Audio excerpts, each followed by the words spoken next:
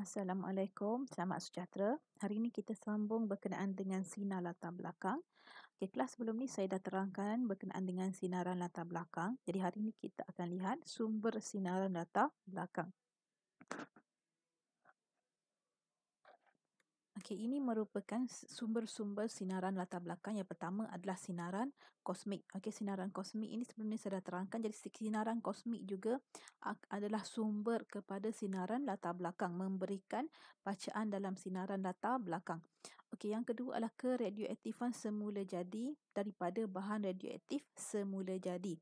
Bahan radioaktif semula jadi ni macam mana? Contohnya yang ada dalam batu bata, yang ada dalam alam sekeliling kita yang terbentuk secara semula jadi, yang berlakunya uh, pereputan secara semula jadi.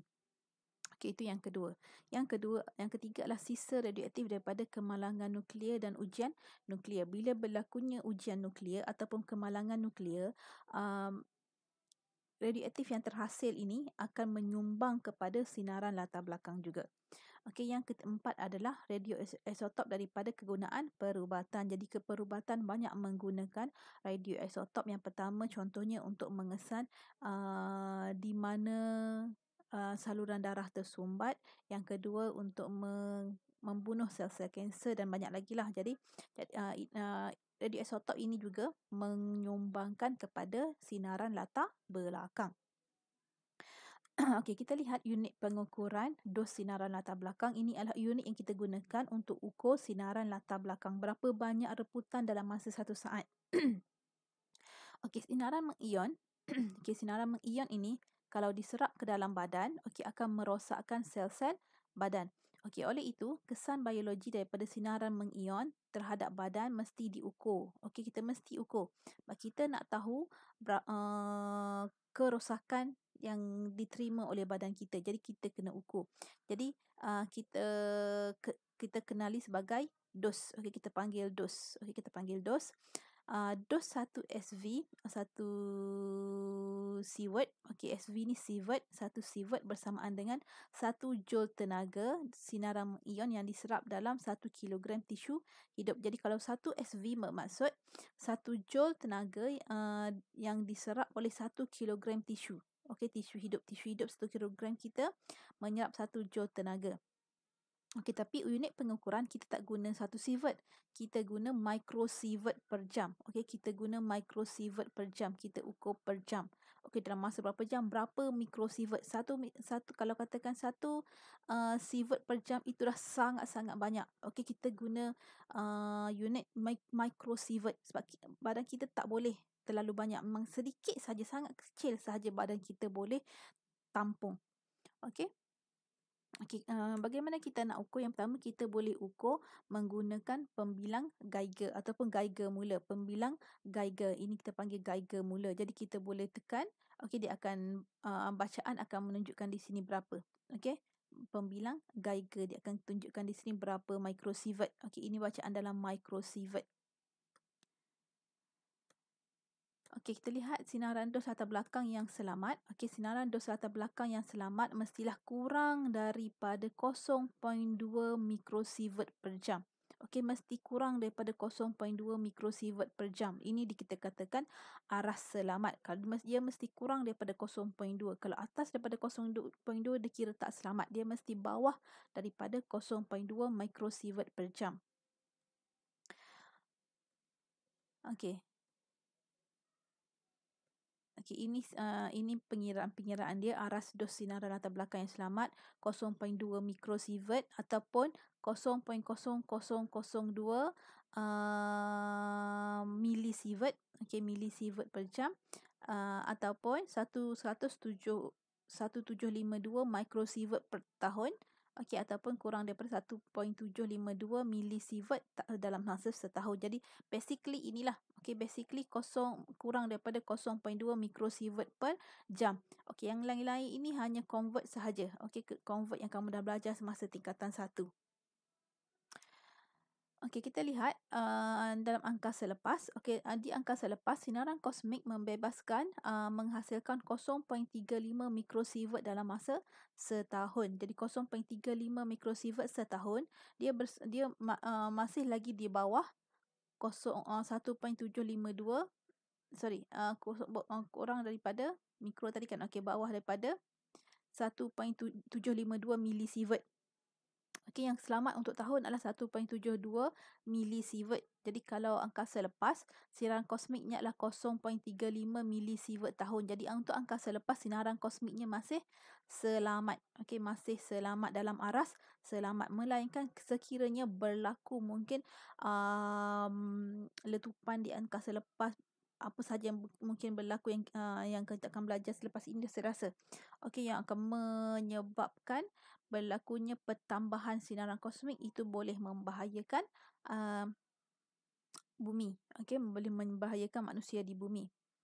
Okey, untuk TV komputer pula, sinaran mengion yang dihasilkan adalah 0.01 milisievert per jam. 0.01 milisievert. Masih selamat ke tak selamat? Okey, masih selamat sebab dia kurang daripada 1.7 something tadi milisievert. Okey, dia masih di bawah, masih dalam aras selamat. Okey, untuk gambar foto X-ray. Okey, X-ray, gambar foto sinar X. Okey, dia menghasilkan 5.5 milisievert setiap kali ujian perubatan. Jadi untuk satu kali ujian perubatan, dia akan menghasilkan 5.5 milisievert. Okey, setiap kali ujian. Sekali ujian, sekali buat X-ray, dia menghasilkan 5.5 milisievert. Jadi badan kita akan menjadi sebanyak ini. Jadi kalau kamu perasan ataupun siapa yang pernah buat X-ray, okey, X-ray ini hanya boleh dibuat sekali dalam tempoh 6 bulan. Okey, sekali sahaja dalam tempoh 6 bulan. Okey, sekali dalam tempoh 6 bulan sahaja. Okey, kenapa? Okey, sebab kita nak, bila tadi dah beritahu, bila badan kita kena sinaran mengion, sel-sel dalam badan kita akan rosak. Jadi dalam tempoh 6 bulan ini memberi peluang untuk badan kita menghasilkan sel-sel baru, menggantikan sel-sel rosak dan mengurangkan radiasi yang badan kita serap. Okey, supaya badan kita dapat bebaskan radiasi tersebut. Okey, jadi untuk X-ray hanya 6 bulan sekali sahaja. Okey, hanya 6 bulan sekali sahaja. Okey, untuk rokok, okey, merokok pula, sinar radioaktif yang dibebaskan adalah 55 milisievert untuk sebatang rokok. Okey, 5.5 milisievert untuk sebatang rokok. Okey, boleh bayangkan ni?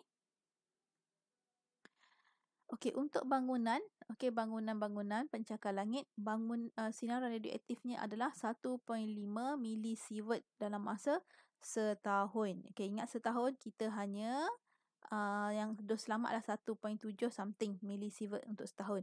Untuk bangunan pula, sinaran radioaktifnya 1.5 milisievert setahun.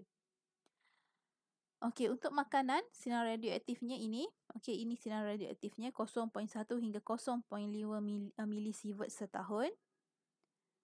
Okey, sinar alam sekitar. Jadi alam sekitar kita, pokok dan juga sebagainya juga membebaskan sinar radioaktif. Jadi dosnya adalah 0.4 hingga 1.0 milisievert setahun. Masih dalam dos selamat.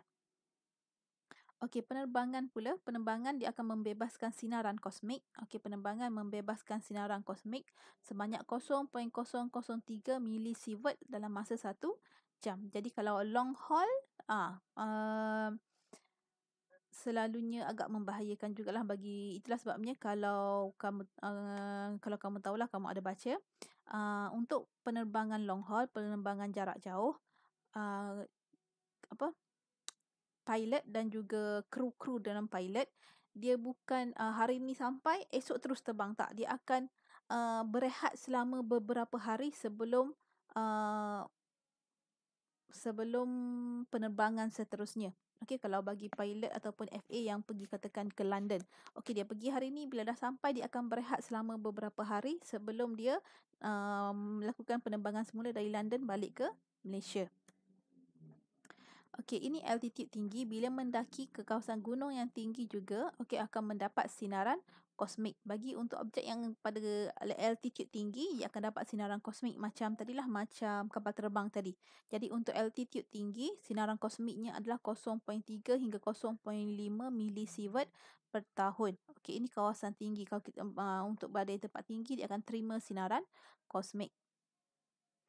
Okey, kita lihat risiko terdedah kepada sinaran mengion secara semula jadi. Jadi risiko kesihatan terhadap penyerapan sinaran mengion dipengaruhi oleh dos sinaran yang kita terima. Jadi risiko kesihatan kita okey terhadap penyerapan sinaran mengion ini bergantung kepada dos badan kita terima. Okey, lebih banyak dos kita terima, lebih buruk kesannya terhadap badan. Okey, untuk sinaran latar belakang, apa yang kita boleh buat untuk melindungi diri kita? Yang pertama, okey, gunakan alat pelindung yang sesuai. Contohnya, kacamata yang dipasang dengan filem anti antrak ungu ataupun payung anti antrak ungu dan sebagainya untuk mengurangkan sinaran mengion yang dihasilkan oleh cahaya ultra ungu. Okey, mengambil gambar foto X-ray, sinar X-ray bila buat X-ray. Okey, ikut arahan doktor. Jadi kalau doktor kata 6 bulan sekali, 6 bulan sekalilah. Kalau doktor kata cek kaki, kaki saja. Okey. Okey, untuk televisyen, okey, seboleh-bolehnya pastikan jarak kita dengan TV itu sekurang-kurangnya 2 meter. Okey. Okey, bahan-bahan yang dicemari dengan bahan radioaktif, kalau ada bahan makanan yang dicemari dengan bahan radioaktif, tak boleh makan. Jangan makan. Dan kalau selalunya tumbuhan, haiwan dan sebagainya yang terdedah kepada sinar radiasi ini, dia akan menyebabkan sel-sel dalam buahan dan sumber makanan itu rosak. Jadi radiasi itu juga akan tersimpan dalam makanan. Jadi kalau kita makan, radiasi itu akan berpindah ke dalam badan kita. Jadi kalau boleh jangan makan makanan yang terdedah dengan pencemaran radioaktif.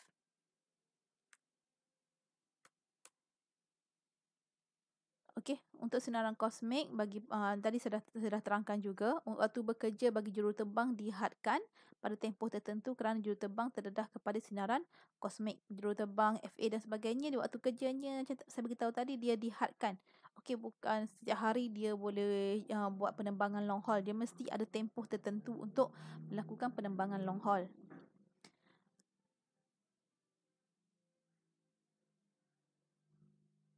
Okey, itu sajalah dulu untuk hari ini.